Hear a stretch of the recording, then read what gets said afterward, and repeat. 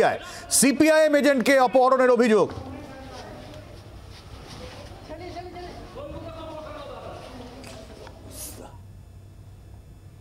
পুলিশকে আমি সকালবেলা বলেছিলাম যে 2 ঘন্টার মধ্যে যে দুজন এজেন্ট অপহরণ হয়েছে তাদেরকে খুঁজে বার করতে হবে, এখনো 2 ঘন্টা হয়নি। আমি ভিতরে গেলাম, গিয়ে বললাম যে আপনাদেরকে এসে যখন নক করছে এজেন্ট, আপনারা গেট খুললেন না, বাইরে থেকে দুজন কিডন্যাপড হয়ে গেল।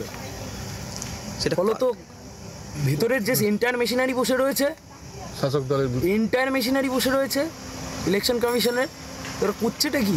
অবশ্যই শাসক দল ছাড়া এসব কে করবে? আপনারা ওখানে ছিলেন, দেখলেন বাইক বাহিনী গেছে, কিন্তু এটা অন্য ভোটের মতো নয়। কেউ যদি মনে করে 10 জনের বাইক বাহিনী নামাবে, আমি 20 জনের বাইক বাহিনী নামাবো।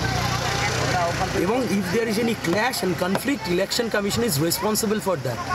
কিন্তু একদম পুলিশ স্টেশনের সামনে থেকে, একদম পুলিশ স্টেশনের সামনে থেকে 5:30 নাগাদ একদম। সকাল থেকেই সরগরম তমলুক যা দেখালাম আপনাদের, বিজেপি প্রার্থী হোক, তৃণমূল প্রার্থী হোক বা সিপিআইএম প্রার্থী, প্রত্যেকেই অভিযোগ করছেন, প্রত্যেকেরই অভিযোগ ভোট করতে দেওয়া হচ্ছে না, একে অপরের বিরুদ্ধে অভিযোগ তুলছেন তারা। বাংলার আওয়াজ, বাঙালির আবেগ, জি 24 ঘন্টা।